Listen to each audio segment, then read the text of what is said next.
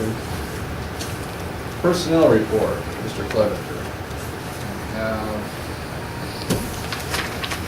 Resignation, Kelly Brown from academic Super Bowl coach at Yorktown Middle School. New hires, Derek Neff, temporary language arts teacher at Yorktown Middle School. Abigail Mills, instructional assistant at Yorktown Middle School, effective January 31st, 2011. Appointments, transfers for the 2011-2012 school year. Nicole Allen, academic Super Bowl coach at Yorktown Middle School. Volunteers for the 2010-2011 school year. Terry Beam, volunteer assistant golf coach at Yorktown Middle School, and John Miller, volunteer assistant golf coach at Yorktown Middle School. And termination, Shirley Hughes, custodian at Yorktown High School, effective February 4th, 2011. Okay. Donation of concussion testing software. In your package, you have a letter from, I believe, Mrs. Whitman explaining that there has been a $3,000 donation from the Central Indiana Neurology. Is that I believe correct? so. Okay, for some software that will help with our efforts to determine baseline issues related to concussions. Okay. Field trip request, 6th grade, going to Chicago, May 5th, 6th of 2011. Any questions again on the consent agenda?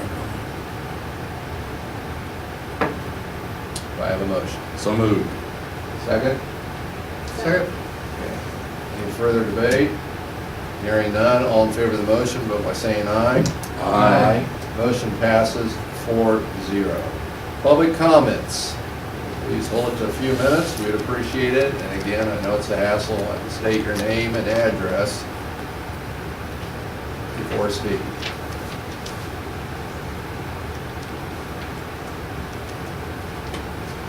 Okay. 4, new business and reports, annual performance report goals.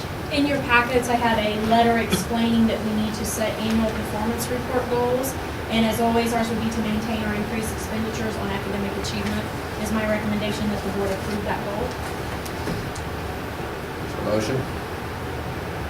So moved. Second? Second. Any further discussion? All in favor of the motion, vote by saying aye. Aye. Motion passes 4-0. Void outstanding checks for 2 or more years old. This is just a formality every year. Any check that falls under that category needs to be voided, but it has to be board approved. So it's my recommendation, given the list you were given in your packets, that we void those checks. Motion? Second?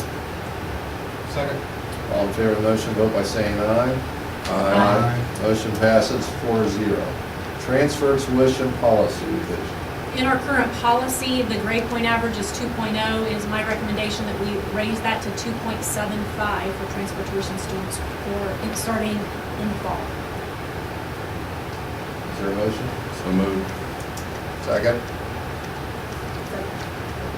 I thought on mine it said 2.5, it's 2.75. 2.75. Okay. Any other discussion?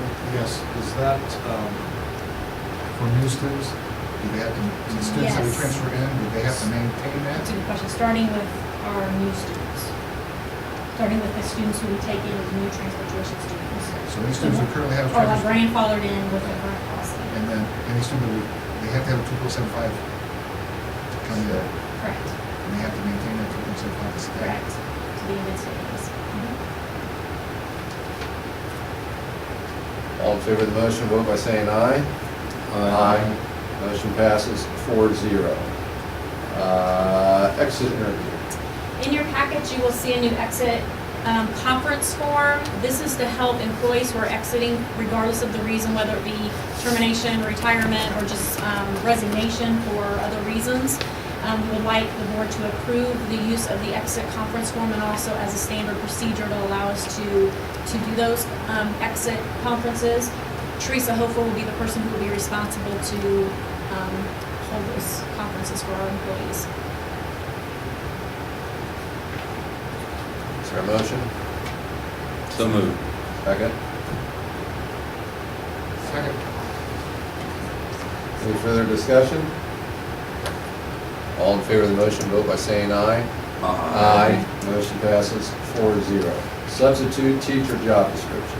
In an attempt to help our unemployment situation as far as pay, we have revised our job description for substitute teachers to put anything from, they work 0 to 40 hours depending on need. We've talked to council about this. She is in agreement that this would may help that situation. It's no guarantee, but also that the sub would have to sign off on the job description. So it is my recommendation that the board allow us to use the new job description. Okay, so really the only change is in signing off. There's a lot in here as far as the job description has changed, and they also have to sign off. Do we have a motion? So moved. Second? Second. Any further discussion? All in favor of the motion, vote by saying aye. Aye. Motion passes 4-0. Breakfast report, Mrs. Garrett. I'll put you on the spot. Well, I don't have that information with me. That's in the packets, Penny. It's in the, okay, Yes. yeah, I forwarded it to Mrs. McCormick. I was asked to come in and share a little bit about the new Healthy Hunger Free Kids Act that was signed, was passed in the U.S. House of Representatives on December 2nd and was signed into law by President Obama on December 13th. And just wanted me to share a little bit about the impact it would have on our child nutrition program. It's kind of hard to say until I see what is actually going to be mandated. Right now, it's just proposals, and it is open for comment until April 13th. After that date, it'll be closed, and then it'll be reviewed, and then the mandates will be given to us. Although they say that those mandates we might not see till 2012. But there are some things that we are going to go ahead and get started on as far as they want us to start incorporating more orange vegetables and green leafy vegetables. So high school on Monday, last Friday, we served sweet potatoes for the first time. And I have to say, they really took them well. At high school, we were kind of surprised. So the high school and the middle school have already served them on the 28th. Our elementaries will be serving them. So, you know, it's thought, well, we'll give it a try, see how it goes. But, so we're kind of excited about that. So the impact that it'll have, we know it's going to increase our food cost as far as whole grains. We do not serve, half of our bread is not whole grain now.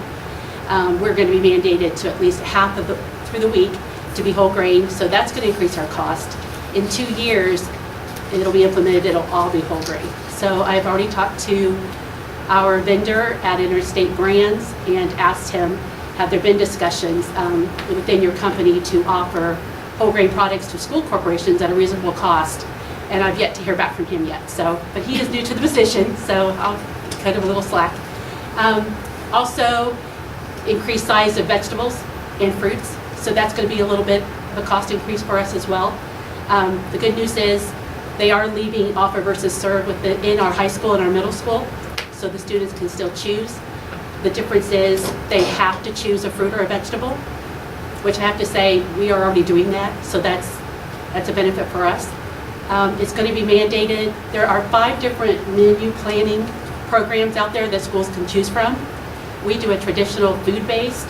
It is going to be mandated that all corporations use a food base, so we're right in line with that as well. So that's a good for us because there's no additional training involved as far as our staff.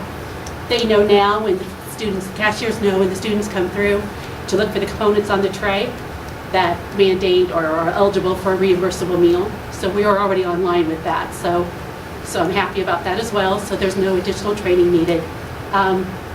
There are like 72 different sections in this healthy